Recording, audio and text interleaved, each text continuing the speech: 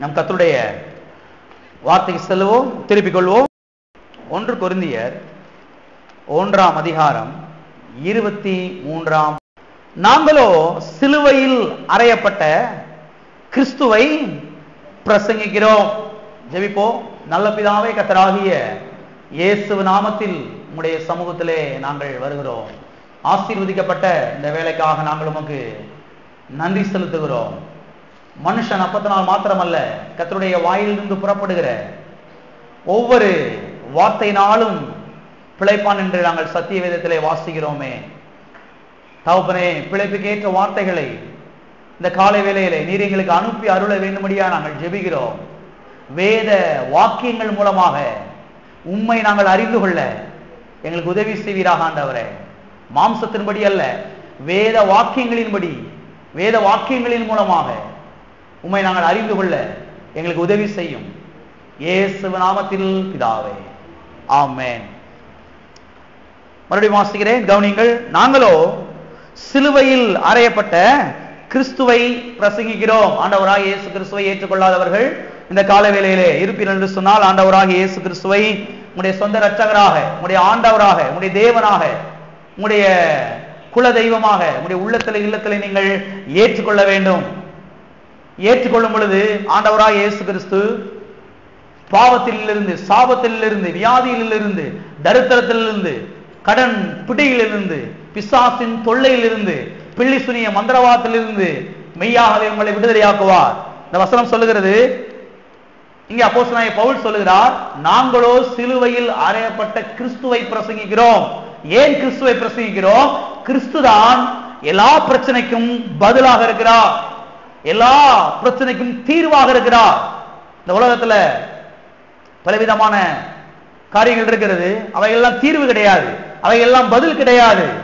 இயேசு மாத்திரமே எல்லா பிரச்சனைக்கும் பதிலாக இருக்கிறார். எனவேதான் ஒரு மனுஷன் அல்லது ஒரு மனுஷி இயேசுவை ஆண்டவராக ஏற்றுக்கொள்வது என்பது அவ்வளவு அவசியமான ஒன்றாக இருக்கிறது. இயேசு கிறிஸ்துவை ஏற்றுக்கொள்ளும் பொழுது அந்த மனுஷன் ஆவியிலே மறுபடியும் பிறக்கிறான். அவன் தேவனுடைய பிள்ளையாய் மாறுகிறான், தேவனுடைய குமாரனாக, தேவனுடைய குமாரத்தியாக மாறுகிறாள். அது மாத்திரமல்ல, இந்த ஆண்டவரை இயேசு கிறிஸ்து பாருங்க, கல்வாரி சிலுவையிலே இவர்களுக்காக சம்பாதித்து வைத்த ஆசீர்வாதங்கள் இவருடைய பங்காய் மாறுகிறது. எனவே பாருங்க, இயேசு கிறிஸ்துவை ஏற்றுக்கொள்வது என்பது அவ்வளவு முக்கியமான ஒன்றாக, அவசியமான ஒன்றாக இருக்கிறது. எனவே உங்களுடைய நல்வாழ்வுக்காக ஆண்டவராக இயேசு கிறிஸ்துவை ஏற்றுக்கொள்ளாதவர்கள் ஆண்டவராக இயேசு கிறிஸ்துவை ஏற்றுக்கொள்ளுங்கள். ஆண்டவராக இயேசு கிறிஸ்து உங்களை வாழ வைப்பார். அது மாத்திரமல்ல, கடந்த பல வாரங்களாக God is our Father, தேவன் நம்முடைய தகப்பன் என்கிற தலைப்பிலே ஒரு தொடர் போதனையை நாம் ஞாயிற்றுக்கிழமை காலை ஆராதனைகளிலே நாம் பார்த்து கொண்டு வருகிறோம். அது மட்டுமல்ல, இப்பொழுது இதில் நம்முடைய தகப்பன் எப்படிப்பட்ட தகப்பனாக இருக்கிறார் என்பதை நாம் பார்த்து கொண்டு வருகிறோம். இதை சத்திய வேதத்திலிருந்து தொடர்ந்து நாம் பார்த்து கொண்டு வருகிறோம். நம்முடைய தகப்பன் எப்படிப்பட்ட தகப்பனாக இருக்கிறார். இந்த உலகத்திலே பலவிதமான தகப்பன்மார்கள் இருக்கிறார்கள். ஒவ்வொரு தகப்பன்மாரும் ஒவ்வொரு விதமா இருக்கிறாங்க. இந்த தகப்பன் அந்த தகப்பனை போல இல்ல, அந்த தகப்பன் மற்ற தகப்பனை போல இல்ல. ஒவ்வொரு தகப்பனும் ஒவ்வொரு விதமா இருக்கிறாங்க. வீட்டுக்கு வீடு தகப்பன் இருக்கிறாங்க, ஆனா வீட்டுக்கு வீடு இருக்கிற தகப்பன் பாருங்க ஒவ்வொரு விதமா இருக்கிறாங்க. இந்த தகப்பன்மார்களை நாம் பார்த்து பரலோக தகப்பனை என்ன செய்யக்கூடாது, எடை போடக்கூடாது, அளந்து பார்க்க கூடாது. இவர் இப்படிதான் என்கிற ஒரு முடிவுக்கு என்ன செய்யக்கூடாது, நாம வரக்கூடாது. பாருங்க, பரலோக தகப்பனை சத்திய வேதத்தில் என்ன செய்ய வேண்டும், நாம் பார்க்க வேண்டும். எங்கே பார்க்க வேண்டும்? சத்திய வேதத்திலே நாம் பார்க்க வேண்டும். சத்திய வேதத்திலே பார்த்துதான் நம்முடைய தகப்பன் இன்னார் என்பதை நாம் அறிந்து கொள்ள வேண்டும். 2 பேதுரு 1ஆம் அதிகாரம், தேவனையும் நம்முடைய கர்த்தராகிய இயேசுவையும் அறிகிற அறிவினால் உங்களுக்கு கிருபையும் சமாதானமும் பெருக கடவது. இங்கே அப்போஸ்தலனாகிய பேதுரு என்ன சொல்லுகிறார்? பிதாவாகிய தேவனையும் கர்த்தராகிய இயேசுவையும் அறிகிற அறிவின் மூலமாகத்தான் விசுவாசிகளுக்கு, ரட்சிக்கப்பட்டவர்களுக்கு கிருபையும் சமாதானமும் பெருகுகிறது என்று சொல்லுகிறார். எனவே ஒரு விசுவாசிக்கு, ஒரு தேவனுடைய பிள்ளைக்கு, ரட்சிக்கப்பட்டவனுக்கு, மறுபடியும் பிறந்தவனுக்கு பரிசுத்த ஆவியானவருடைய அபிஷேகத்தை பெற்றவனுக்கு கிருபையும் சமாதானம் எவ்வாறு பெருகுகிறது? பிதாவாகிய தேவனை அறிகிற அறிவின் மூலமாக, இயேசு கிறிஸ்துவை அறிகிற அறிவின் மூலமாகத்தான் இவைகள் பெருகுகிறது. எனவே ஏன் நம்முடைய தகப்பனை நாம் அறிந்து கொள்ள வேண்டும் என்றால், நம்முடைய தகப்பனை அறிந்து கொள்வதின் மூலமாகத்தான் நமக்கு கிருபை பெருகுகிறது, நமக்கு சமாதானம் பெருகுகிறது, நமக்கு சுகம் பெருகுகிறது, நமக்கு வெற்றி பெருகுகிறது, நமக்கு பாதுகாவல் பெருகுகிறது, நமக்கு ஐஸ்வர்யம் பெருகுகிறது, நமக்கு ஞானம் பெருகுகிறது, நமக்கு தீர்க்காயுசு பெருகுகிறது, எல்லாமே பெருகுகிறது. எனவேதான் ஒவ்வொரு நாளும் அப்பாவை அறிகிற அறிவுக்காக நீங்கள் ஜெபிக்க வேண்டும். எதற்காக ஜெபிக்கிறீர்களோ ஜெபிக்கவில்லையோ இதற்காக அதிகமாய் ஜெபிக்க வேண்டும். எத்தனை பேர் இதற்காக ஜெபிக்கிறீங்க? ஆமென். எல்லாரும் கரங்களை வைத்து சொல்லுவோம். தகப்பனே, உம்மை அறிகிற அறிவிலே வளர எனக்கு உதவி செய்யும். அது மட்டுமல்ல, இப்பொழுது நம்முடைய தகப்பன் எப்படிப்பட்ட தகப்பனாக இருக்கிறார் என்பதை நாம் தொடர்ந்து பார்த்து கொண்டு வருகிறோம். இதில் முதலாவதாக நம்முடைய தகப்பன் நல்ல தகப்பன் என்பதை நாம் பார்த்தோம். இரண்டாவதாக நம்முடைய தகப்பன் அன்பின் தகப்பன் என்பதை நாம் பார்த்தோம். மூன்றாவதாக நம்முடைய தகப்பன் இரக்கங்களின் தகப்பன் என்பதை நாம் பார்த்தோம். நான்காவதாக நம்முடைய தகப்பன் ஜோதிகளின் தகப்பன் என்பதை நாம் பார்த்தோம்.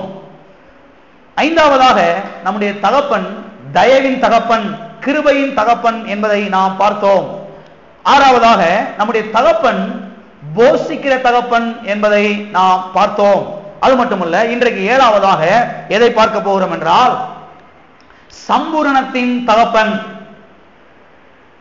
சம்பூரணமாய் கொடுக்கிற தகப்பனை குறித்து இன்றைக்கு நாம் பார்க்க போகிறோம். திருப்பிக் கொள்வோம். 1 தீமோத்தேயு 6ஆம் அதிகாரம் 17ஆம் வசனம். இவ்வுலகத்திலே ஐஸ்வர்யம் உள்ளவர்கள் இருமாப்பான சிந்தை உள்ளவர்களாய் இராமலும் நிலையற்ற ஐஸ்வர்யத்தின் மேல் நம்பிக்கை வையாமலும் நாம் அனுபவிக்கிறதற்கு சகலவித நன்மைகளையும் நமக்கு சம்பூரணமாய் கொடுக்கிற ஜீவனுள்ள தேவன் மேல் நம்பிக்கை வைக்கவும். இந்த வசனம் என்ன சொல்லுகிறது?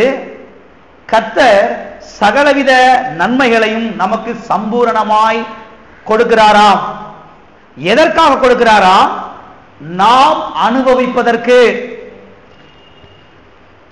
நாம் அனுபவிப்பதற்கு கொடுக்கிறாராம். இதைத்தான் இந்த வசனம் சொல்லுகிறது.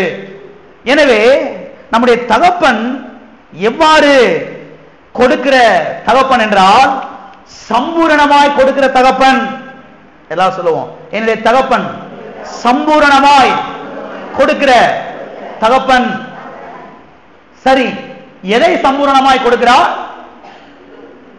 உங்க பைபிளை பார்த்து சொல்லுங்க. எதை சம்பூரணமாய் கொடுக்கிறார்? சகலவித நன்மைகளையும். எதை கொடுக்கிறாருங்க?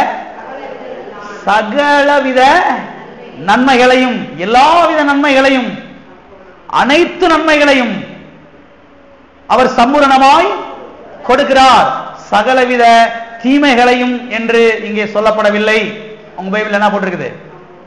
சகலவித தீமன் போட்டிருக்குதா அல்லது சகலவித நன்மன் போட்டிருக்குதா? சகலவித நன்மைகளையும். சரி, இங்கே சொல்லப்பட்டிருக்கிறது சம்பூரணமாய் கொடுக்கிறார் என்று. சம்பூரணம் என்றால் என்ன? சம்பூரணம் என்றால் என்ன? சம்பூரணம் என்றால் ஏராளம் என்ற அர்த்தம், தாராளம் என்ற அர்த்தம், அதிகம் என்ற அர்த்தம். எனவே நம்முடைய தகப்பன் யார் என்றால், நம்முடைய தகப்பன் சம்பூரணமாய் கொடுக்கிற தகப்பன். நம்முடைய தகப்பன் ஏராளமாய் கொடுக்கிற தகப்பன். நம்முடைய தகப்பன் அதிகமாய் கொடுக்கிற தகப்பன்.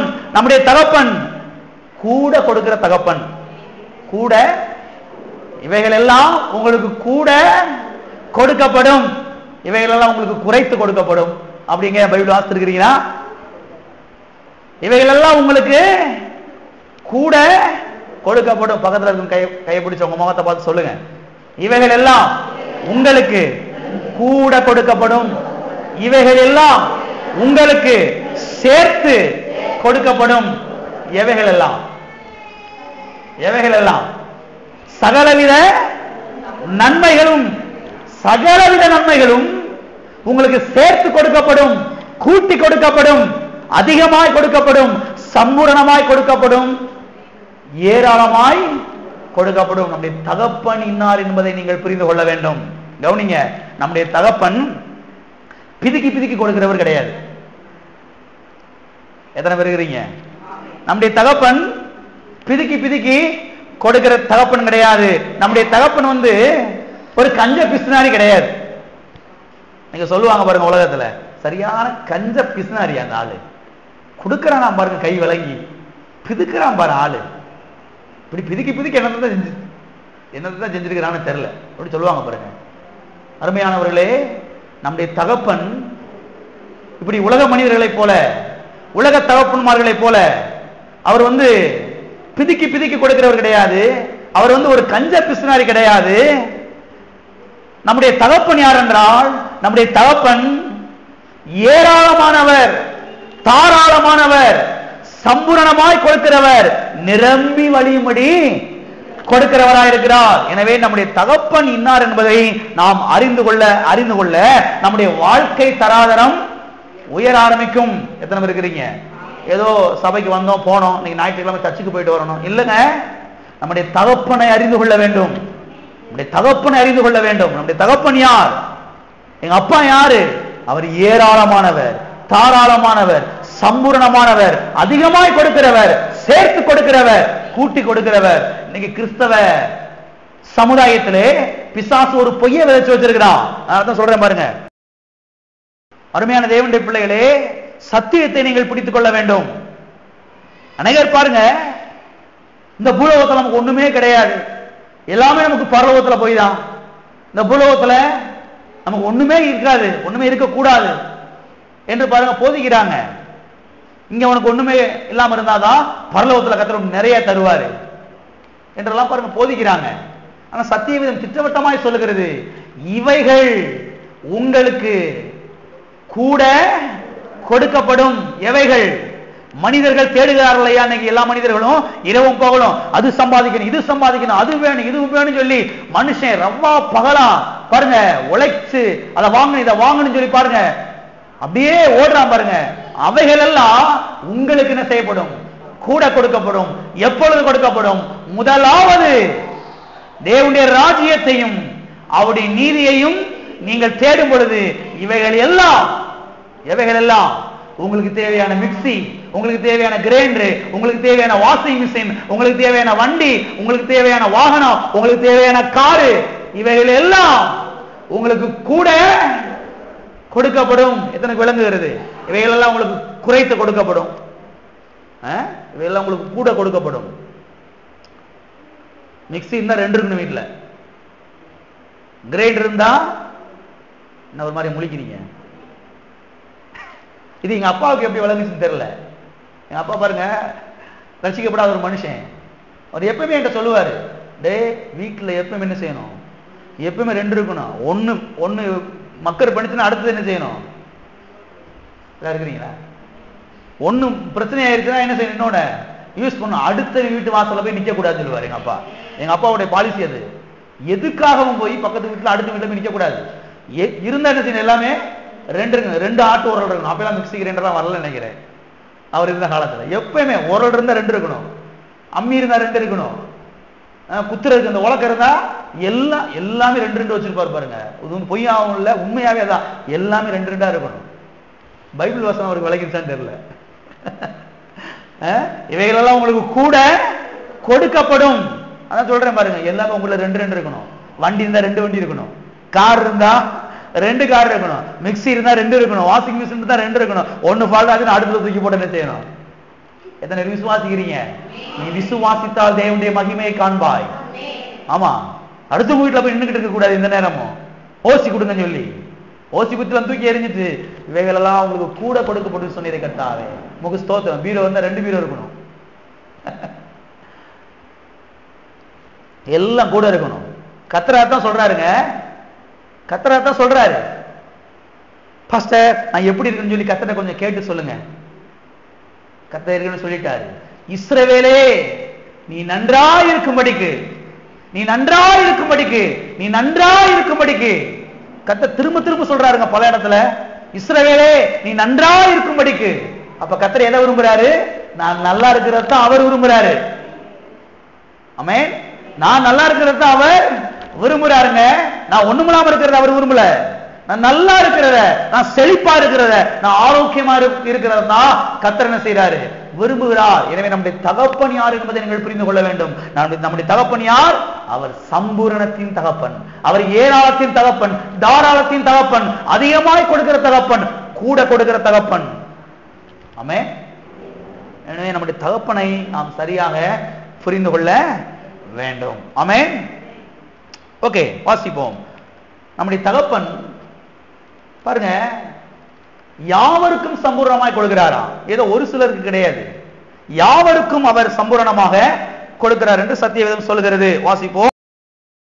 யாக்கோபு 1:5 உங்களில் ஒருவன் ஞானத்தில் குறை உள்ளவனாய் இருந்தால் யாவருக்கும் சம்பூரணமாய் கொடுக்கிறவரும் ஒருவரையும் கடிந்து கொள்ளாதவருமாகிய தேவனிடத்தில் கேட்க கடவன், அப்பொழுது அவனுக்கு கொடுக்கப்படும். அப்பொழுது அவனுக்கு என்ன செய்யப்படும்? கொடுக்கப்படும். இந்த வசனம் என்ன சொல்லுகிறது? சபைக்குள்ளே இருக்கிற ஒருவன் ஞானத்தில் குறைவாய் இருந்தால் அவன் தேவனிடத்தில் கேட்க கடவன். ஏன் இவரிடத்தில் கேட்க கடவன்? இவர் சம்பூரணமாய் கொடுக்கிறவர், இவர் யாவருக்கும் கொடுக்கிறவர், இவர் ஒருவரையும் கடிந்து கொள்ளாதவர் என்று இந்த வசனம் சொல்லுகிறது. எனவே நம்முடைய தகப்பன் யார் என்றால், ஞானத்தை கேட்டால் ஞானத்தை சம்பூரணமாய் கொடுக்கிறவர். அவர் ஒரு கஞ்ச பிசுனாரி கிடையாது. எத்தனை பேர் இருக்கிறீங்க? பிள்ளைங்களா பாருங்க, படிக்கிற பிள்ளைங்க நிறைய இருக்கிறீங்க. கர்த்தர் அதான் சொல்றாரு, ஒருவன் ஞானத்தில் குறைவுள்ளவனாய் இருந்தால் அவன் தேவனிடத்தில் கேட்க கடவன்.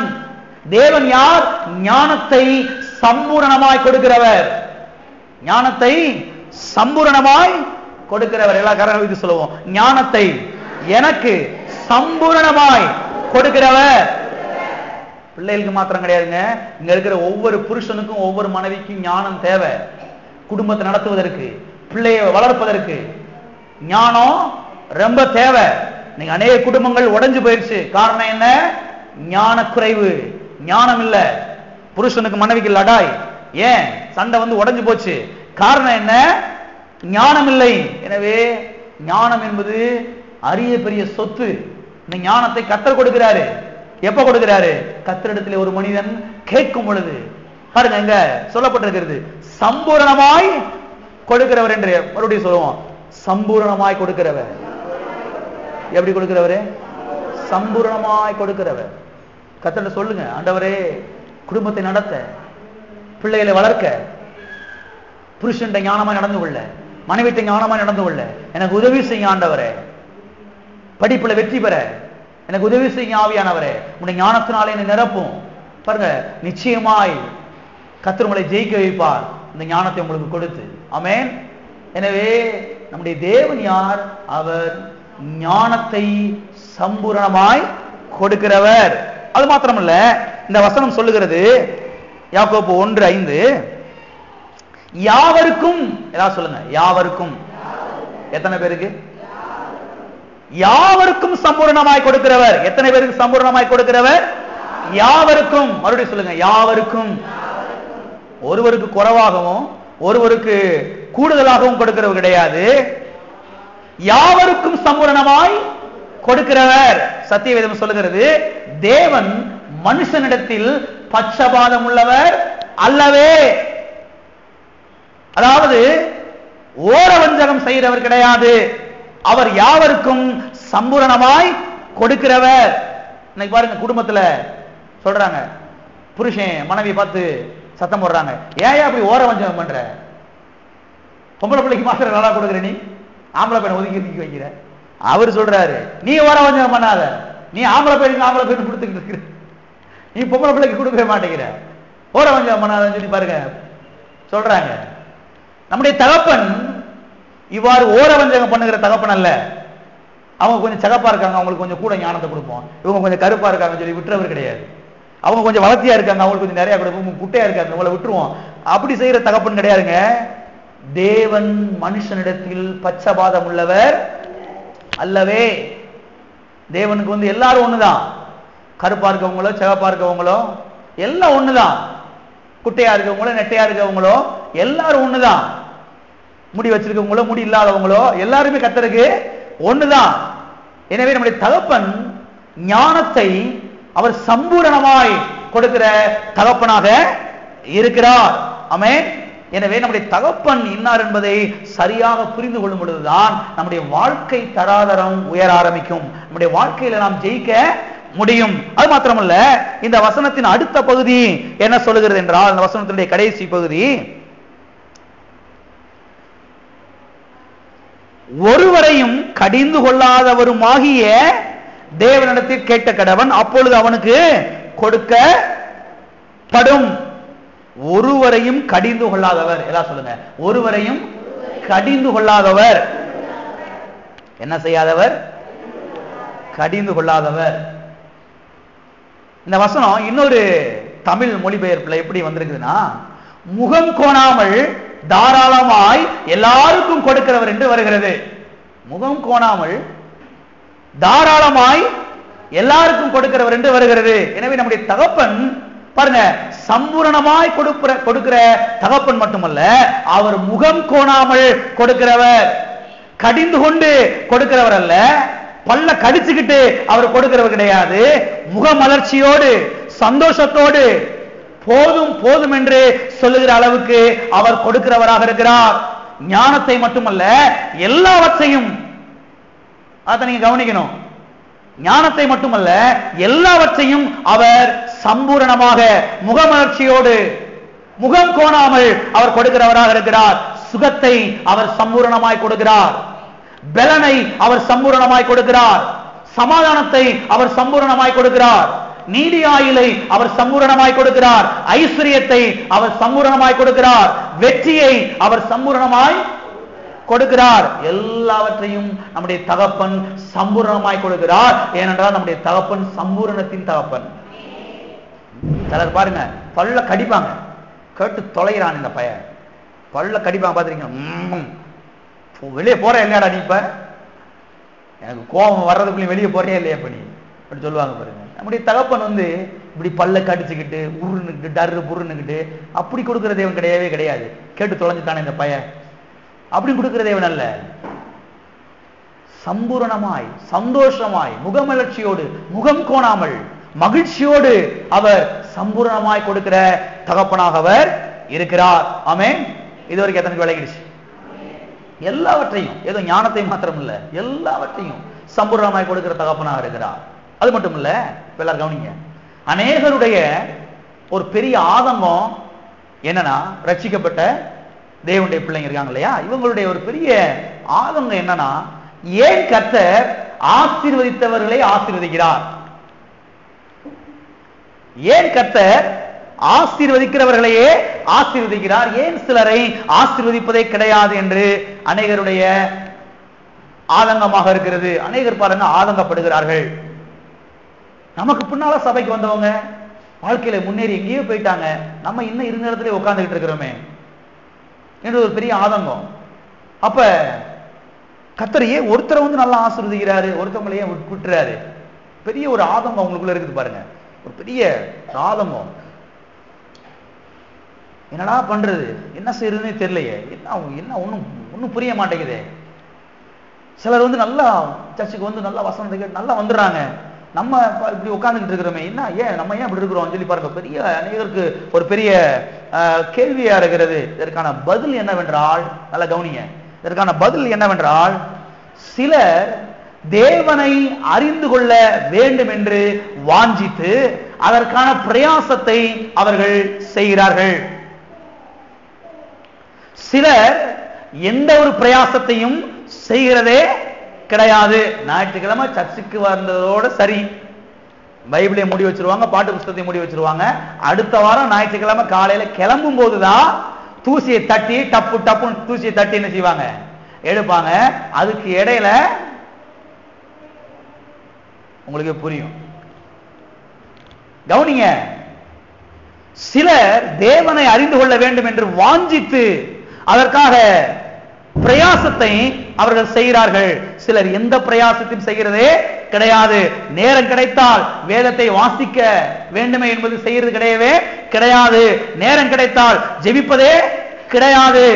நேரம் கிடைத்தால் பாருங்க, சீடியை போட்டு இந்த பிரசங்கத்தை கேட்க வேண்டும் என்று அதை செய்யறது கிடையவே கிடையாது. நேரம் கிடைத்தால் வசனத்தை நல்ல அறிக்கை செய்ய வேண்டும் என்று அறிக்கை செய்யறதே கிடையாது. நேரம் கிடைச்சா கொஞ்ச நேரம் நல்ல அந்நிய பாசையில் நிறைந்து ஜெபிக்கலாமே என்று ஜெபிக்கிறது கிடையவே கிடையாது.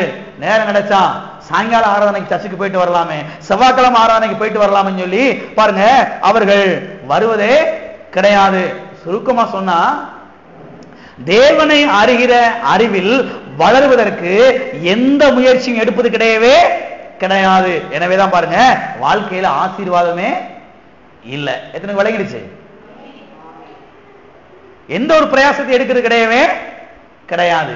ஆகவே இப்படிப்பட்ட கேள்வியை உடைய ஜனங்களுக்கு நான் சொல்லுகிறேன், கோபப்படுறதை நிறுத்திட்டு, ஆதங்கப்படுறதை நிறுத்திட்டு, முறுமுறுக்கிறத நிறுத்திட்டு, எரிச்சல் அடைகிறத நிறுத்திட்டு, மிகுந்த தாழ்மையாக தேவனை அறிகிற அறிவை வாஞ்சியுங்கள், அதற்காக ஜெபியுங்கள், அதற்கான பிரயாசத்தை எடுங்கள். நிச்சயமாக மற்றவர்களைப் போல நீங்கள் என்ன செய்யலாம், மேலே எழுப்பி வரலாம். ஆமென். அதான் பாருங்க நான் சொல்றது, இந்த சிடி எல்லாம் இல்லாதவங்க வாங்குங்க. 2000 ரூபாய் 2200 ரூபாய் தான் சிடி எல்லாம் வாங்குங்க. அந்த வசனம் நல்லா வாங்கி போய் போட்டு கேளுங்க, பிரயாசத்தை எடுங்க. பிரயாசத்தை எடுத்தாதான் வாழ்க்கையில பெரிய வெற்றி என்ன செய்ய முடியும், பார்க்க முடியும். அது மட்டும் இல்ல, இன்னும் அநேகருடைய ஆதங்கம் என்னவென்றால், சபையில இன்னொரு குரூப் இருக்கிறாங்க. அவங்களுடைய ஒரு பெரிய ஆதங்கம் என்னன்னா, நான் பொடியை விட்டுட்டேன், நான் பீடியை விட்டுட்டேன், நான் சிகரெட் குடிக்கிறத விட்டுட்டேன், நான் வெத்தலை போடுறதை விட்டுட்டேன், நான் சினிமா பார்க்கறத விட்டுட்டேன், சினிமா தியேட்டருக்கு போறத விட்டுட்டேன், எல்லாத்தையும் விட்டுட்டேன், இவ்வளவு காரியத்தை செஞ்சோம், ஏன் எனக்கு ஆசீர்வாதம் இல்லை? நான் எந்த தப்புமே செய்யறது கிடையாதுங்கய்யா. நீங்க கேட்டு பாருங்க, எங்க வீட்டுல கூட வந்து, எங்க தெருவில் கூட கேட்டு பாருங்க, எவ்வளவு நல்லவங்க சொல்லி. எந்த தப்புமே செய்யறது கிடையாது. பீடி குடிக்க மாட்டேன். அன்னைக்கெல்லாம் பாத்தீங்கன்னா 2 பாக்கெட் 3 பாக்கெட் பீடி குடிப்பேன், சிகரெட் குடிப்பேன். இப்பெல்லாம் ஒண்ணுமே செய்யறதே கிடையாது. அன்னைக்கெல்லாம் பாருங்க மணிக்கணக்கில் உட்காந்து டிவியில நேரத்தை செலவழிப்பேன், எல்லா சினிமா தியேட்டருக்கு போயிட்டு தெரிவேன், கொலையா வெத்தலை சாப்பிடுவேன், மூக்கு பிடி டப்பா டப்பாவா போடுவேன். இன்னைக்கெல்லாம் எதுவுமே செய்யறது கிடையாது. எல்லாத்தையும் நான் ஆண்டவருக்காக விட்டுட்டேன். இவ்வளவு விட்டும் ஏன் என் வாழ்க்கையில ஆசீர்வாதம் இல்லை? ஏன் என் வாழ்க்கையில வெற்றி இல்லை? ஏன் என் வாழ்க்கையில எந்த ஒரு ஜெயமும் இல்லை? அநேக கிறிஸ்தவருடைய கேள்வி. அநேகருங்க, ஆயிரக்கணக்கான விசுவாசிகளுடைய ஒரு பெரிய கேள்வி தான். சர்ச்சுக்கு வார வாரம் போயிருவீங்கயா, இதெல்லாம் செஞ்சிருவேன், தசமா கொடுத்துருவேன், காணிக்கை கொடுத்துருவேன், எல்லாம் செஞ்சிருவீங்க, ஆனா ஏன் இல்லை என்ற ஒரு பெரிய கேள்வியா இருக்கிறது. கவனிங்க, விட வேண்டியதை விட்டீங்க, கர்த்தருக்கு ஸ்தோத்திரம். விட வேண்டியதை விட்டீங்க, கர்த்தருக்கு ஸ்தோத்திரம். இப்ப தொடர வேண்டியதை தொடரணும். ஏதாவது சொல்லுங்க. விட வேண்டியதை விட்டாச்சு, தொடர வேண்டியதை தொடரணும். கவனிங்களேன், உங்களுக்கு விளங்குற மாதிரி சொல்றேன். உங்களுக்கு ஒரு 1 ஏக்கர் நிலம் இருக்குன்னு வச்சுக்கோங்க, 1 ஏக்கர் வயக்காடு இருக்குன்னு வச்சுக்கோங்க. எங்கள்கிட்ட இருக்குன்னு வச்சுக்கோங்க. 1 ஏக்கர் வயக்காடு இருக்குன்னு வச்சுக்கோங்க. இப்ப தண்ணி வந்து நீங்க விவசாயம் பண்ணு சொல்லி முடிவெடுத்து எல்லாத்தையும் நீங்க போய் அதை செய்ய ஆரம்பிக்கிறீங்க. வயக்காட்டுல தண்ணியை பாய்ச்சுறீங்க. தண்ணியை பாய்ச்சி நல்ல உழுவுறீங்க. என்ன செய்ய, டிராக்டரை வச்சு, மாட்டு வண்டியை வச்சு உழுவுறீங்க இல்லையா? உழுது அங்க ஏற்கனவே அந்த நிலத்துக்குள்ள கிடக்கக்கூடிய வேண்டாத கல்லு, வேண்டாத செத்தை, வேண்டாத குப்பை, அதெல்லாம் பறக்கி என்ன செய்றீங்க, வெளியில ஆளை வச்சு எடுக்கிறீங்க. அப்படிதான் செய்வாங்க. நாங்கள் அப்படியே செய்வோம், கிராமங்கள்ல செய்வாங்க, நான் பார்த்துருக்கிறேன். ஏன்னா கல்லெல்லாம் கிடக்கு, சுண்ணாம்பு கல்லெல்லாம் உள்ள கிடக்கும். அந்த கல்லு பாருங்க செடியை வளர விடாமல் பண்ணிடும். வேண்டாத கல், வேண்டாத குப்பை செத்தெல்லாம் எல்லாத்தையும் பிடிங்க எரிஞ்சு தண்ணியை அடிச்சு பரம்படிச்சு எல்லாம் செய்வாங்க. கவனிங்க, இப்ப எல்லாம் செஞ்சு முடிச்சிட்டீங்க. செஞ்சு முடிச்சுட்டா ஆட்டோமேட்டிக்கா இப்ப நெல் வந்துருமா? கவனிங்க, நெல் வந்துருமா? தண்ணி பாய்ச்சியாச்சு, உழுதாச்சு, பரம்படிச்சாச்சு, வேண்டாத செத்தையத்தெல்லாம் அள்ளி வெளியே போட்டாச்சு, இப்ப நெல் வந்துருமா? இப்ப என்ன செய்யணும்? விதைக்கணும். விதைக்கலைன்னா நீங்க அங்கனுக்குள்ளே இருந்து 75 நாள் உபவாசம் இருந்தாலும் என்ன செய்யாது? எத்தனை விளங்கிடுச்சு? 75 நாள் நெடுமுழங்கால் நின்று எச்சி விழுங்காம ஆண்டவரே அறுவடை தாரு, ஆண்டவரே அறுவடை தாரு, அறுவடை தாரு சொல்லி கத்துனாலும் அறுவடை வரவே வராது. கத்த சொல்லுவாரு, மகனே முத உபவாசத்தை விட்டு எந்திரி, முதல்ல முழங்கால விட்டு முதல்ல எந்திரி, முதல்ல போய் நல்லா தண்ணியை குடி, தண்ணியை குடிச்சிட்டு நல்லா சாப்பிட்டுட்டு விதையை கொண்டு வந்து என்ன செய்ய, முதல்ல விதைன்னு சொல்லுவாரு. எத்தனை விளங்கிடுச்சு? கவனிக்க அருமையான தேவனுடைய பிள்ளைகளே, நீங்கள் சில காரியங்களை விட்டீங்க, கர்த்தருக்கு ஸ்தோத்திரம். பொடியை விட்டீங்க, சிகரெட்டை விட்டீங்க, பீடியை விட்டீங்க, மூக்குப்பிடி போடுறதை விட்டீங்க, வெத்தலை போடுறதை விட்டீங்க, எல்லாத்துக்காக கர்த்தருக்கு ஸ்தோத்திரம், கர்த்தருக்கு நன்றி. ஆனால் இப்ப செய்ய வேண்டியது என்ன செய்யணும்? செய்ய வேண்டும். செய்ய வேண்டியது நீங்க செய்யலைனா அறுவடை வரவே வராது, ஆசீர்வாதம் வரவே வராது. அநேக கிறிஸ்தவர்கள் இந்த இடத்துல தான் இருக்கிறாங்க. நான் ஆண்டவருக்காக அதை விட்டையா, இதை விட்டையா, பெரிய திருப்தி, பெரிய ஒரு திருப்தி. அதை விட்டுட்டேன், இதை விட்டுட்டேன், கர்த்தருக்கு ஸ்தோத்திரம், விட்டதுக்காக கர்த்தருக்கு ஸ்தோத்திரம். இப்ப செய்ய வேண்டியது நீங்க செய்யலைனா 40 வருஷம் ஆனாலும் அதே தரித்திரத்துல இருப்பீங்க, அதே வியாதியில் தான் இருப்பீங்க. திட்டமாய் தெரிந்து கொள்ளுங்கள். செய்ய வேண்டியது என்ன? தேவனை அறிகிற அறிவிலே வளர்வதற்கு பிரயாசம் எடுக்க வேண்டும். அப்பாவை அறிந்து கொள்வதற்கு பிரயாசத்தை எடுக்க வேண்டும். தகப்பன் யார், அவர் எப்படிப்பட்டவர், அவருடைய கேரக்டர் எப்படிப்பட்டது, அவருடைய குணம் எப்படிப்பட்ட குணம், அவர் எவ்வளவு நல்லவர், எவ்வளவு அன்புள்ளவர், எவ்வளவு இரக்கமுள்ளவர் என்பதை அறிந்து கொள்வதற்கு பிரயாசத்தை என்ன செய்ய வேண்டும்? எடுக்க வேண்டும். நீங்க பிரயாசத்தை எடுக்கலைனா, தேவனை அறிகிற அறிவிலே வளரவில்லை என்றால் எந்த ஒரு ஆசீர்வாதத்தை என்ன செய்ய முடியாது? சுதந்திரிக்க முடியவே முடியாது. இருந்த அதே இடத்துல தான் இருப்பீங்க, இருந்த அதே இடத்துல தான் இருப்பீங்க. எனவேதான் தேவனுடைய பிள்ளைகள் நேரம் கிடைச்சா வேதத்தை வாசிக்க வேண்டும், நேரம் கிடைச்சா ஜெபிக்க வேண்டும், நேரம் கிடைச்சா சீடியை போட்டு வசனத்தை கேட்க வேண்டும், திரும்ப திரும்ப திரும்ப திரும்ப திரும்ப கேட்டுக்கொண்டே இருக்க வேண்டும். இந்த மனதிலே கடவுளுடைய வார்த்தையை அடைத்து வைக்க வேண்டும், வாயில கர்த்தருடைய வார்த்தை பேசிக்கொண்டே இருக்க வேண்டும் என்ற முயற்சி என்ன செய்யணும்? எடுக்க வேண்டும். நேரம் கிடைச்சா ஒரு மணி நேரம், அரை மணி நேரம் இல்ல அந்நிய பாஷையில் நிறைந்து ஜெபிக்கலாம்னு சொல்லி பாருங்க, தீர்மானம் எடுக்க வேண்டும். இது அநேக கிறிஸ்தவர்கள் செய்யறதே கிடையாது. உங்களுக்கு பெரிய திருப்தி, நான் பொடியை விட்டுட்டேன், பீடியை விட்டுட்டேன், சிகரெட் விட்டுட்டு பெரிய திருப்தி, ஆனா செய்ய வேண்டியது செய்யறது கிடையவே கிடையாது. நேரம் கிடைச்ச உடனே அப்படி எந்திரிச்சு உலாவிட்டு வருது, போய் அங்க போய் இங்க போய் அவங்களையும் இப்படி பார்த்துட்டு விசிட்டி அப்படியே பார்த்துட்டு அப்படின்ட்டு வந்துடுறது. வாழ்க்கையை பார்த்தா எந்த ஒரு ஆசீர்வாதமும் இல்லை. அருமையான தேவனுடைய பிள்ளைகளே, நாம் வஞ்சிக்கப்பட்டு போய்விடக்கூடாது. தேவனுடைய பிள்ளைகள் ஞானமா இருக்க வேண்டும், விழிப்பா இருக்க வேண்டும். அதனால்தான் சொல்றேன் மறுபடியும், சிடி பிள்ளைகள் எல்லாம் வாங்குங்க, கேசஸ் எல்லாம் வாங்கிட்டு போய் போட்டு கேளுங்க. வாழ்க்கையில ஜெயிக்க வேண்டும், முன்னேற வேண்டும், வெற்றி பெற வேண்டும், அநேகருக்கு ஆசீர்வாதமாய் நான் இருக்க வேண்டும், அநேகரை இந்த சுவிசேஷத்தின் மூலமாக அவர்களை வாழ வைக்க வேண்டும் என்று பாருங்க பிரயாசம் எடுக்க வேண்டும். பிரயாசம் எடுக்கும் போதுதான் பாருங்க ஒரு பெரிய வெற்றி என்ன செய்ய முடியும், நாம் பார்க்க முடியும். எத்தனை விளங்கிடுச்சு? வாசிப்போம். நம்முடைய தேவன் சம்பூரணத்தின் தேவன் என்பதை வாசிப்போம். ஆதியாகமம் 17ஆம் அதிகாரம் 1ஆம் வசனம். ஆபிரகாம் 99 வயதான போது கர்த்தர் ஆபிரகாமுக்கு தரிசனமாகி, நான் சர்வ வல்லமையுள்ள தேவன், நீ எனக்கு முன்பாக நடந்து கொண்டு உத்தமனாயிரு. கர்த்தர் பாருங்க இங்கே ஆபிரகாமுக்கு தரிசனமாகிறார். தரிசனமாகி சொல்லுகிறார், ஆபிரகாமே, நான் சர்வ வல்லமையுள்ள தேவன். நான் யார்? சர்வ வல்லமையுள்ள தேவன். எல்லாம் எனக்கு முடியும்னு சொல்றாரு. எனக்கு எல்லாம் முடியும். 99 வயசு ஆயிருச்சுன்னு சொல்லி பயப்படாத. 99 வயசு ஆயிருச்சே, இன்னும் எனக்கு சாராளுக்கு எனக்கும் குழந்தை பிறக்கலன்னு சொல்லி பயப்படாத. நான் யார்? நான் சர்வ வல்லமை உள்ள தேவன். எனக்கு எல்லாம் முடியும். உனக்கு முடியாது, எனக்கு முடியும் என்று கர்த்தர் இங்கே ஆபிரகாம் இடத்திலே சொல்லுகிறதை நாம் பார்க்கிறோம். சரி, சர்வ வல்லமை உள்ள தேவன் என்றால் என்ன அர்த்தம்? சர்வ வல்லமையுள்ள தேவன் என்பதற்கு எபிரேய மொழியிலே எல் ஷடாய் என்கிற ஒரு பதம் உபயோகப்படுத்தப்பட்டிருக்கிறது. எல் ஷடாய், எல்லாம் சொல்லுங்க, எல் ஷடாய். சர்வ வல்லமையுள்ள தேவன் என்பதற்கு எபிரேய மொழியிலே எல் ஷடாய் என்கிற ஒரு பதம் உபயோகப்படுத்தப்பட்டிருக்கிறது. சரி, எல் ஷடாய் என்றால் என்ன? எல் ஷடாய் என்றால் போதுமானதற்கும் மிகவும் அதிகமானவர், நிரம்பி வழிய செய்கிறவர், தேவைக்கும் அதிகமாய் சந்திக்கிறவர், சம்பூரணமாய் கொடுக்கிறவர் என்று அர்த்தமாகும். எனவே நம்முடைய தேவன் யார் என்றால் அவர் சம்பூரணத்தின் தேவன், அவர் போதுமானதற்கும் மிகவும் அதிகமான தேவன், அவர் அதிகமாய் கொடுக்கிறவர், நிரம்பி வழிய செய்கிறவர். எனவே நம்முடைய தேவன் இன்னார் என்பதை நாம் புரிந்து கொள்ள வேண்டும்.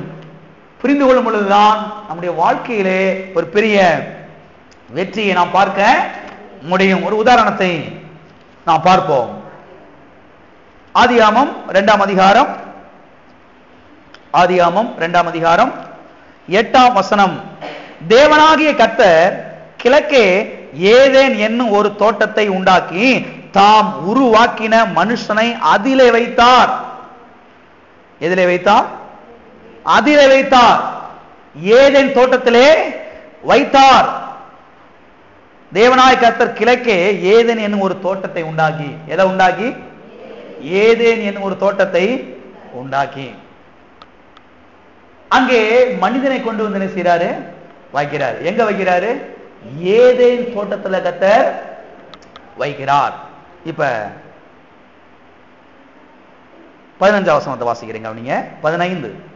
தேவனாய கர்த்தர் மனுஷனை ஏதேன் தோட்டத்தில் அழைத்து கொண்டு வந்து அதை பண்படுத்தவும் காக்கவும் வைத்தார். கர்த்தரை அழைச்சிட்டு வர்றாரு, வாரான்னு கூட்டிட்டு வர்றாரு.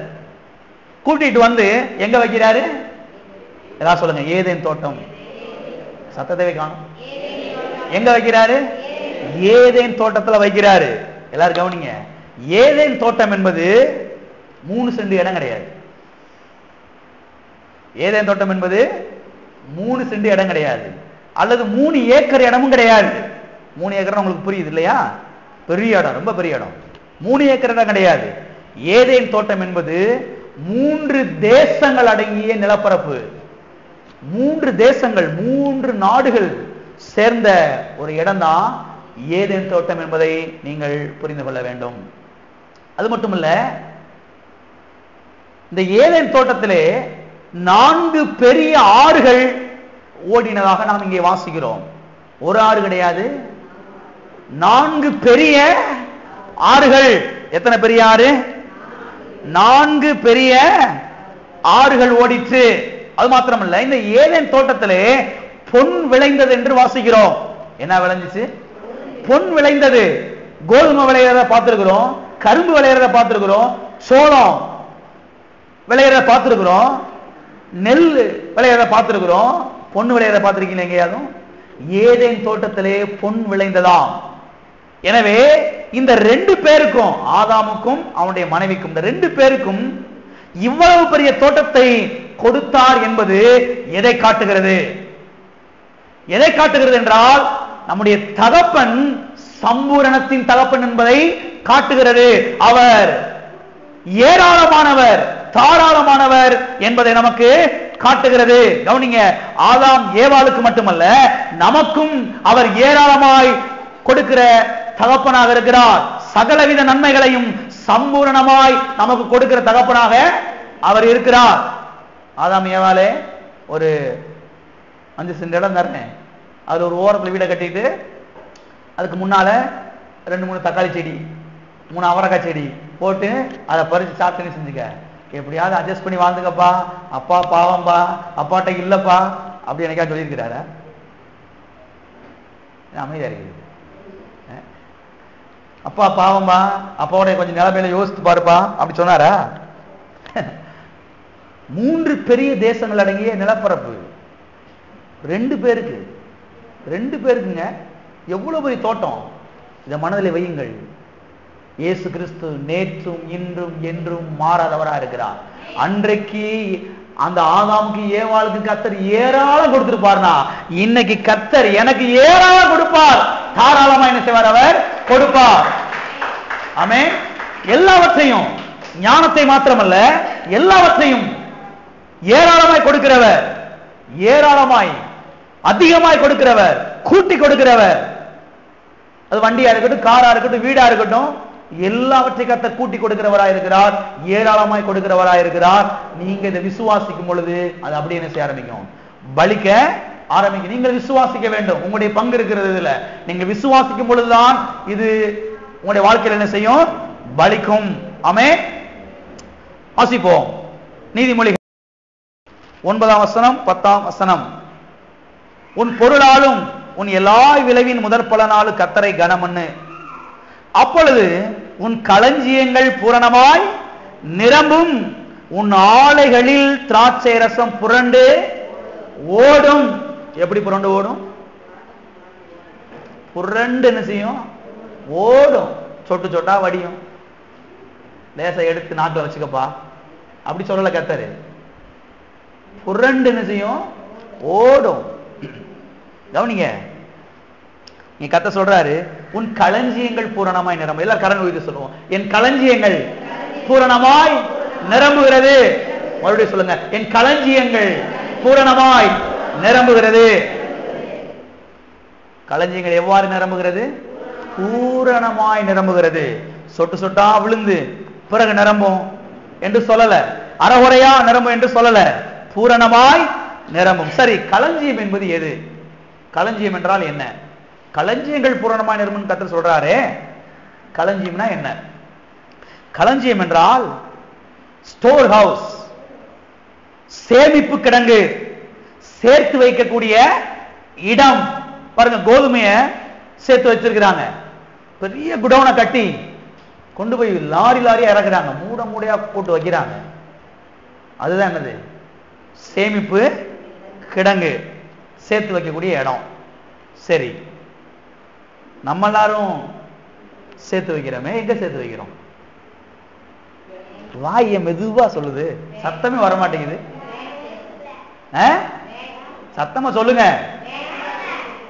ஆண்டவர் அடிச்சு போட்டுற மாட்டாரு, சத்தமா சொல்லுங்க. நீங்க எல்லாம் எங்க சேர்த்து வைக்கிறோம்? பேங்க்ல. எங்கங்க? பேங்க்ல சேர்த்து வைக்கிறோம். எனவே கர்த்தர் என்ன சொல்றாருன்னா, உன் பேங்க் அக்கவுண்ட் பூரணமாய் நிரம்பும் சொல்றாரு.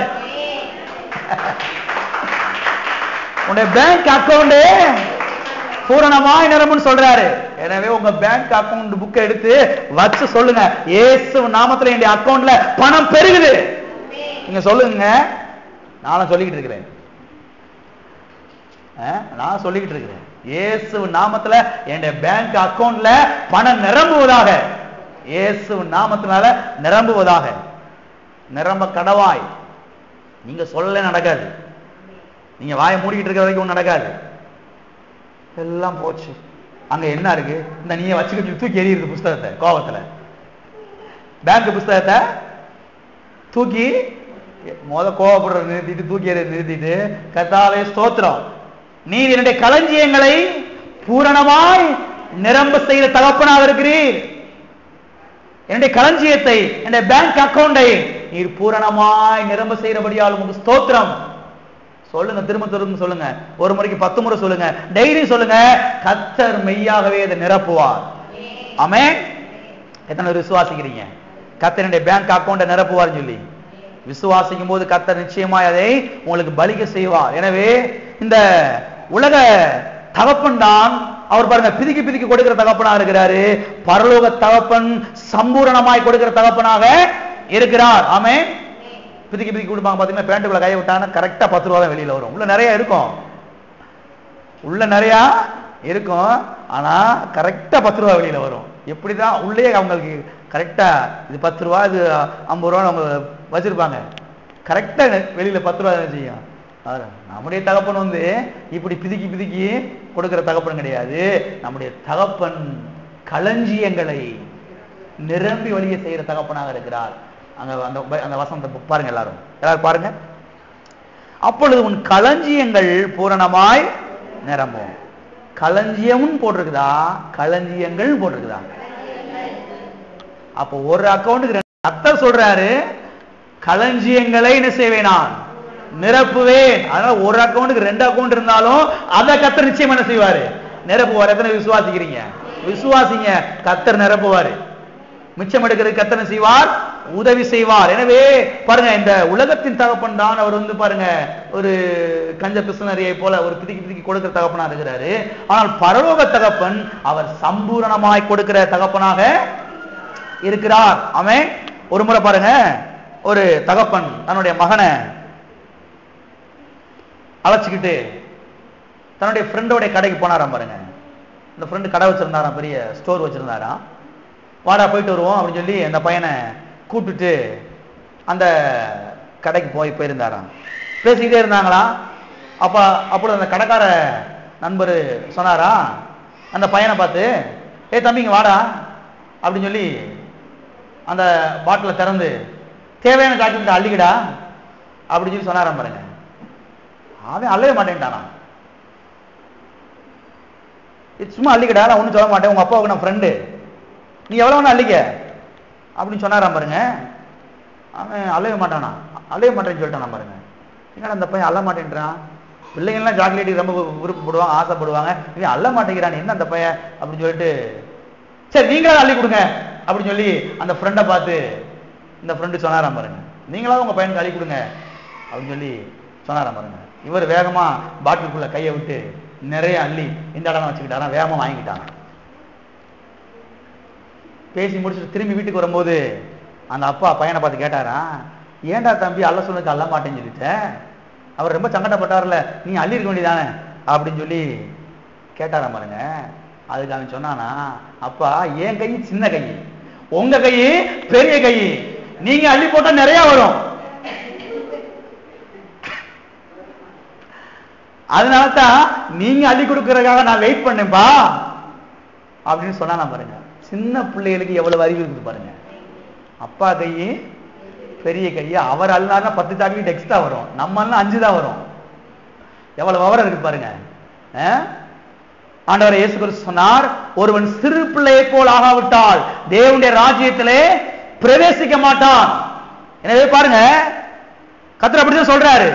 சிறு பிள்ளைகளுக்கு எப்படிப்பட்ட ஒரு எண்ணங்கள் இருக்குது பாரு. அப்பா, எங்க அப்பா எவ்வளவு பெரியவர், அவர் கொடுத்தாரு நிறைய கொடுப்பாரு. கர்த்தர் கேட்கிறாரு, உங்க அப்பாவுக்கு குறித்து உனக்கு எப்படிப்பட்ட வெளிச்சம் இருக்குதா? எங்க அப்பா வானத்துக்கு பூமிக்கு சொந்தக்காரர், வானத்திலும் பூமியிலும் பெரியவர், அவர் அள்ளி போட்டாரு என் வீடே பத்தாது. இந்த வெளிச்சம் வரணுங்க. வெளிச்சம் வரும்பொழுதுதான் வீடு நிரம்பும். வெளிச்சம் வரணும், கர்த்தரை குறித்த வெளிச்சம் வரணும், அப்பாவை குறித்த வெளிச்சம் வரணும். எங்க அப்பா ஒரு கை அள்ளி போட்டாருன்னே போதும், என் வீடு கொள்ளாது. இப்படிப்பட்ட வெளிப்பாடு வரும் பொழுதுதான் ஆசீர்வாதங்கள் வீட்டுல என்ன செய்ய ஆரம்பிக்கும், வர ஆரம்பிக்கும். பொருட்களால வீடு நிரம்ப ஆரம்பிக்கும். இல்லைன்னா இருக்கிறதும் போயிடும். முறுமுறுத்துக்கிட்டு இருந்தா, இந்த நேரம் கரைச்சுக்கிட்டு இருந்தா இருக்கிறதும் போயிடும். முறுமுறுக்காதீங்க, கரைச்சு கொட்டாதீங்க. கர்த்தாவே, நீர் அள்ளி போட்டதுக்காக உமக்கு ஸ்தோத்திரம், நீர் அள்ளி போட்டதுக்காக உமக்கு ஸ்தோத்திரம், என் களஞ்சியத்தை நீர் பூரணமாய் நிரப்பினதுக்காக ஸ்தோத்திரம், என் பேங்க் அக்கௌண்ட்ஸை நீர் நிரப்பினதுக்காக உமக்கு ஸ்தோத்திரம் கர்த்தாவே சொல்லி கர்த்தரை துதிக்கும் போது கர்த்தர் என்ன செய்யறார், அதை நிரப்புகிறார். ஆமென். எத்தனை பேர் இருக்கிறீங்க? எனவே நம்முடைய தகப்பன் மிகவும் பெரியவர், அவர் அள்ளி போட்டார் வீடே கொள்ளாது. ஆமென். இந்த அறிவு, இந்த வெளிச்சம் நமக்கு வர வேண்டியது அவசியமா இருக்கிறது. இதையெல்லாம் விசுவாசிக்க வேண்டியது அவசியமா இருக்கிறது. விசுவாசிக்கும் பொழுது கர்த்தர் பெரிய காரியங்களை என்ன செய்வார். ஒரு உதாரணத்தை பார்த்து நாம் முடித்து அடுத்த வாரத்தில் நாம் தொடர்ந்து பார்க்கலாம். திருப்பிக் கொள்வோம். 1 சாமுவேல் 2 அதிகாரம் 5ஆம் வசனம். திருப்தியாய் இருந்தவர்கள் அப்பத்துக்காக கூலி வேலை செய்கிறார்கள், பசியாய் இருந்தவர்களோ இனி பசியாய் இரார்கள். மலடியாய் இருந்தவள் 7 பெற்றாள், அநேகம் பிள்ளைகளை பெற்றவளோ பலட்சியமாய் பட்டாள். இங்க நீங்கள் கவனிக்க வேண்டிய வார்த்தை, மலடியாய் இருந்தவள் 7 பெற்றாள். இங்கே அன்னாளை குறித்து நாம் வாசிக்கிறோம். அன்னாள் ஜெபத்திலே சில காரியங்களை சொல்லிக் கொண்டே வருகிறாள். என்ன சொல்லுகிறார்? அதிலே முக்கியமான ஒரு காரியத்தை என்ன சொல்லுகிறாள்? மலடியாய் இருந்தவள் 7 பெற்றாள். ஒரு பிள்ளை பிறந்தாலே அது போதும் என்று ஏங்கின இந்த அன்னாள் அவள் சொல்லுகிறாள், நான் மலடியா இருந்தேன், நான் எத்தனை பெற்றிருக்கிறேன்? எத்தனைக்கு விளங்குது? நான் மலடியா இருந்தேன், எல்லாரும் என்னை மலடின்னு சொல்லி மலடி பட்டத்தை கட்டினாங்க, மூஞ்சில கூட யாரும் முடிக்க மாட்டேன்ட்டாங்க. ஆனால் நான் 7 பிள்ளைகளை பெற்றெடுக்க முடியாது கர்த்தர் என்ன செய்திருக்கிறார்? கிருபை செய்திருக்கிறார் என்று இங்கே இவள் சொல்லுகிறாள். கவனிங்க, இவள் கர்த்தரிடத்துல கேட்டது ஒரே ஒரு ஆண் பிள்ளை தான் கேட்டா. நீங்க வீட்டுல போய் வாசித்து பாருங்க, உங்களுக்கு தெரியும். ஆண்டவரே, ஒரே ஒரு ஆண் பிள்ளை தருவீரானால் அதை உமக்கே என்ன செஞ்சிடறேன், நான் கொடுத்துறேன் ஆண்டவரே, எனக்கு கூட எனக்கு வேணாம், உங்களுடைய ஊழியத்துக்கு கூட நான் கொடுத்துறேன், உமக்கே நான் கொடுத்துறேன் ஆண்டவர் சொல்லி பாருங்க. அவ பொருத்தனை பண்ணா. இவ கேட்டது ஒரே ஒரு ஆண் பிள்ளை தான். ஆனா இவங்க சொல்றா, மலடியா இருந்தவள் எத்தனை பெற்றாள்? 7 பெற்றாள். இவ கேட்டது 1, கர்த்தர் கொடுத்தது 7. வாசிப்போம். 1 சாமுவேல் 2ஆம் அதிகாரம் 21ஆம் வசனம். அப்படியே கர்த்தர் அன்னாளை கடாட்சித்தார். அவள் கற்பம் தரித்து 3 குமாரரை 2 குமாரத்திகளை பெற்றாள். சாமுவேல் என்னும் பிள்ளையாண்டான், கர்த்தருடைய சந்நிதியில் வளர்ந்தான். 3 குமாரர் 2 குமாரத்தி, மொத்தம் எத்தனை ஆச்சு? 5 ஆச்சு. சாமுவேலை சேர்த்து எத்தனை ஆச்சு? 6 ஆச்சு. இங்க 6 கணக்கு வந்தாலும் கூட அவள் அங்க சொல்றா, மலடியா இருந்தவள் 7 பெற்றாள். எப்படியோ சரி, அதாவது 6 பிள்ளையோ அல்லது 7 பிள்ளையோ, எப்படியே சரி, கர்த்தர் போதுமானதுக்கு அதிகமான பிள்ளையை கொடுத்துட்டாரு. இவ கேட்டது 1தான், கர்த்தர் கொடுத்தது 6 அல்லது 7. எத்தனை இருக்கிறீங்க? சிலர் பெரிய ஏக்கம், 1 கிடைச்சா போதுங்க, ஒரு பிள்ளை பிறந்தா போதும். கர்த்தர் சொல்றாரு, 1 7 கொடுப்பேன் உனக்கு நானு. அதுதான் கர்த்தர், அதுதான் கர்த்தரை பார்க்க வேண்டிய காரியம். கர்த்தரை விசுவாசிக்கணும், கர்த்தருடைய வாக்கு தத்தங்களை பார்க்கணும். டாக்டர் கொடுத்த ரிப்போர்ட்டை வச்சு பார்த்துக்கிட்டு இருக்க கூடாது, டாக்டர் கொடுத்த மெடிசனவே பார்த்துக்கிட்டு இருக்க கூடாது. கர்த்தரை நோக்கி பார்க்கணும், அவருடைய வாக்கு தத்தங்களை என்ன செய்யணும்? நோக்கி பார்க்க வேண்டும். இவ கேட்டது 1, கர்த்தர் கொடுத்தது 7. எல்லாம் சொல்லுங்க 7. சந்தோஷமா இருக்குது 7. சிலர் பாருங்க 1 பெத்துட்டு 1 பெத்து விட்டுமே, இன்னும் 2 3 பெத்திருக்கலாமே சொல்லி இருக்கிறாங்க. கர்த்தருக்கு ஸ்தோத்திரம். எங்களுக்கு 3. கர்த்தர் அதான் விரும்புற. 1 கண்ணு இல்ல 2 3 இருக்கணும், அது நல்லா இருக்கும் வீடு. வீடு அப்பதான் ரொம்ப நல்லா இருக்கும். அன்னைக்கு நீங்க பாருங்க, சபையில போதிக்கிறாங்க பாருங்க, நீங்க கத்தட்ட 5 ரூபா கேட்டா 2 ரூபா தான் கொடுப்பாரு பிரதர். புத்தி சரியில்லை பிரதர். முதல்ல உங்களுக்கு 5 ரூபா கேட்கறதே 5 ரூபா. ஷோ, கேட்கறதே 5 ரூபா. அதுல கத்தர் எவ்வளவு கொடுப்பாரா? அப்படி பைபிள் எங்கேயா நீங்க காமிங்க எனக்கு. இவங்க 5 ரூபா கேட்டாங்க, கத்தர் 2 ரூபாயா, அது கிழிஞ்ச 2 ரூபாயா, பார்த்துப்பா இப்ப ஒட்டு பிளாஸ்டிக் ஒட்டி வச்சிருக்கிறேன், அப்படி பொத்துனாப்புல தெரியாம கடைக்காரன் கொடுத்து வாங்கி சாப்பிட்டுறேன் இப்போ அப்படின்னு சொல்லி கிழிஞ்ச 2 ரூபாய் கொடுத்தாரு சொல்லி எங்க வாசிருக்கீங்களா நீங்க? புத்தி மாற வேண்டும், அறிவு வர வேண்டும், வெளிச்சம் வர வேண்டும். வேதத்துல எங்கேயும் நீங்க காமிங்க எனக்கு. கத்தர் 5 ரூபா கேட்டா, இவங்க 5 ரூபா கத்தரை கேட்டாங்க, கத்தர் 2 ரூபா கொடுத்தா காமிக்க முடியுமா? முடியாது. ஆதியாமத்திலிருந்து கடைசி வரைக்கும் கூட கர்த்தர் ஏராளமாய் கொடுத்தார், சம்பூரணமாய் கொடுத்தார். அவங்களுக்கு தேவை ஒரு 5 லிட்டர் 10 லிட்டர் திராட்சை ரசம், கர்த்தர் கொடுத்தது 900 லிட்டர் திராட்சை ரசம். இருந்தது 5 அப்ப 2 மீன், சாப்பிட்டது 20,000 பேர், மிச்சம் 12 கூட நிறைய. இவன் இருந்தது 2 போட்டு தான், கர்த்தர் வலை கிழிந்து போக முடியாய் கொடுத்தா. எப்பவுமே கர்த்தர் அப்படிதான் கொடுக்கிறாரு. அண்ணால் கேட்டது ஒரே ஒரு ஆண் பிள்ளைய, கர்த்தர் கொடுத்தது 7. எத்தனை இருக்கிறீங்க? எல்லாமே அப்படிதாங்க வேதத்துல. எனவே கர்த்தரை குறித்து சரியான ஒரு படம் நமக்கு வர வேண்டியது அவசியமாக இருக்கிறது. நம்முடைய தேவன் 2 ரூபாய் கேட்டா 5 ரூபாய் கேட்டா 2 ரூபாய் கொடுக்கிறது கிடையாது. நம்முடைய தேவன் 50 ரூபாய் கேட்டா 500 ரூபாய் கொடுக்கிறவர். ஆமென். இதெல்லாம் விசுவாசிக்கும் போது வர ஆரம்பிக்கும். விசுவாசிக்கணும், வாயை திறந்து பேச ஆரம்பிக்கணும். வாயு சரியாய் மாறும் பொழுது, மனது சரியாய் மாறும் பொழுது கர்த்தர் அற்புதத்தை செய்வார். ஆமென். எனவே டாக்டர் ரிப்போர்ட்டை கண்ணு முன்னால வைக்காதீங்க. டாக்டர் இப்படி சொல்லிட்டாரு, அப்படி சொல்லிட்டாரு, இந்த வியாதி சுகமாகாது, இது சரியாகாதுன்னு சொல்லிட்டாரு. இல்ல பெரிய டாக்டர் சொல்லிட்டாரு, அந்த வியாதி நத்திங், பெரிய டாக்டருங்க, வானத்துக்கும் பூமிக்கும் சொந்தக்காரர், வானத்திலும் பூமியிலும் பெரியவர், நம்ம சிருஷ்டித்த டாக்டர் சொல்றாரு அந்த வியாதி ஒண்ணுமே கிடையாது, தூசியிலும் தூசி. ஆமென். சென்னையில பாருங்க, ஒரு முறை ஒரு டாக்டர் வந்து பாருங்க இந்த பிரசங்கியாரை சந்திச்சு அழுதாங்களாம் பாருங்க. 2 பேருமே டாக்டர், 2 பேருமே பெரிய டாக்டர், 7 வருஷம் ஆகி குழந்தை பிறக்கல. 2 பேருமே டாக்டர், புருஷனும் டாக்டர், மனைவியும் டாக்டர். இப்ப வெளிநாட்டில் வேலை பார்த்துட்டு இருக்கிறாங்க டாக்டர், 2 பேருமே டாக்டர். 7 வருஷம் ஆகி குழந்தை பிறக்கல. ஆபீஸ்ல வந்து பாஸ்டர் பார்த்து ஓன்னு கத்துறாங்களா பாருங்க, ரூமுக்குள்ள உட்காந்து அழுகுறாங்களாம் பாருங்க. ஏன் எங்களுக்கு குழந்தை பிறக்கல, ஏன் எங்களுக்கு குழந்தை பிறக்குன்னு சொல்லி சொந்தக்காரங்களாம் அந்த மாதிரி வைக்கிறாங்க. ஏன் எங்களுக்கு குழந்தைய பிறக்காதா, எங்களுக்கு குழந்தை பிறக்காதா, நாங்கள் எங்களுக்கு மேல இருக்க பெரிய டாக்டர்லாம் பார்த்து செக் பண்ணிட்டோம், முடியாதுன்னு சொல்லிட்டாங்க, நாங்க என்ன செய்ய போறோம்னு எங்களுக்கு தெரியல அப்படின்னு சொல்லி ஓன்னு அழுகுறாங்களாம் பாருங்க. 2 பேருமே டாக்டர். பிரசங்கர் சொன்னாரா, உங்களுக்கு குழந்தை பிறக்க வேண்டும் என்று கர்த்தர் விரும்புகிறார். கர்த்தர் என்ன செய்றார், விரும்புகிறார். பாருங்க பழைய ஏற்பாட்டில் கர்த்தர் சொல்றாரு, நீங்கள் பெற்ற என்னுடைய பிள்ளைகள் என்று. எனவே பிள்ளைகளை நாம கர்த்தருக்காக பெற்றெடுக்கிறோம். எனவே அவருக்கு நிறைய பிள்ளை இருக்குன்னு சொல்லி அவர் விரும்புறாரு.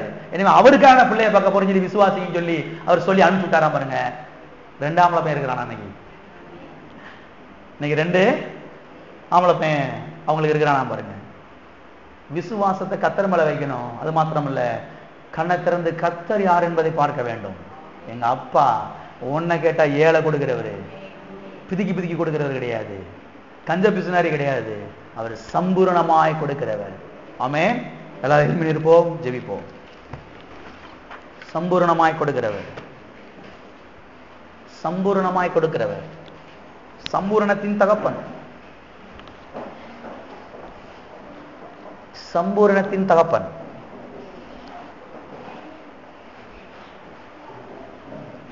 சம்பூரணத்தின் தகப்பன்,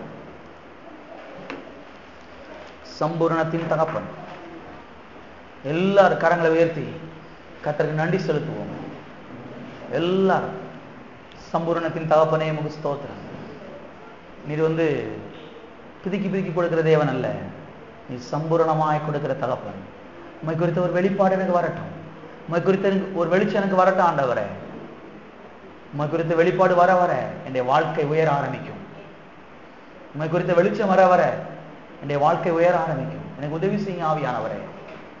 தகப்பனை அறிந்தவுள்ள உதவி செய்யுங்க. உடைய வார்த்தை கொண்டு என்னோடு நீர் பேசினீரே, உமக்கு ஸ்தோத்திரம்.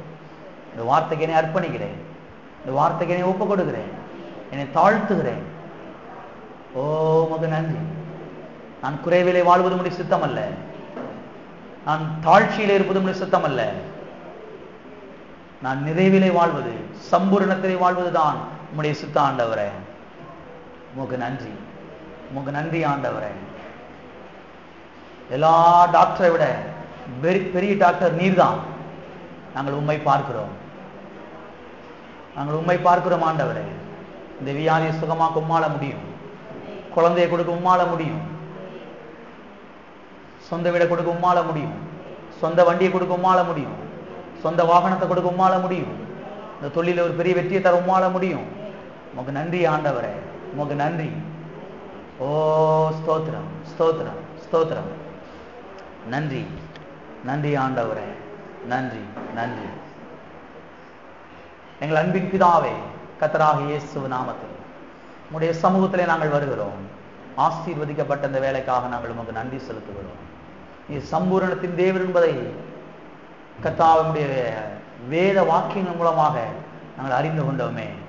தகப்பனை இன்னும் அறிந்து கொள்ள எங்களுக்கு உதவி செய்யும். எங்களுடைய கண்களை பிரகாசமாக்கும், எங்களுடைய மனதை திறந்திருங்க தாவே. தகப்பனே உமக்கு ஸ்தோத்திரம். எல்லாவற்றையும் சேர்த்து கொடுக்கிறவர், கூட்டி கொடுக்கிறவர் ஆண்டவரே. கூட்டி கொடுக்கிறபடியா நன்றி. அந்த பிள்ளையுடைய வாழ்க்கையிலே சகலமும் கூட்டி கொடுக்கப்படுவதாக, நிறைந்து வழிவதாக இயேசு நாமத்தினாலே. எல் ஷடாயே, நீர் நிரம்பி வழிய செய்கிற தேவனாக இருக்கிறீர். நிரம்பி வழிய செய்க தாவே. அவிதமாய் செய்கிறீரற்காக உமக்கு நன்றி. இயேசு நாமத்தில் பிதாவே. என் ஆத்துமாவே கர்த்தரை ஸ்தோத்திரி. என் முழு உள்ளமையுடைய பரிசுத்த நாமத்தை ஸ்தோத்திரம். என் ஆத்துமாவே கர்த்தரை ஸ்தோத்திரம். கர்த்தர் செய்த சகல உபகாரங்களையும் நம்முடைய கர்த்தராகிய இயேசு கிறிஸ்துவின் கிருபையும் பிதாவாகிய தேவனுடைய அன்பும் பரிசுத்த ஆவியானவருடைய ஐக்கியம் நம் அனைவருடன் கூட இருப்பதாக. ஆமென்.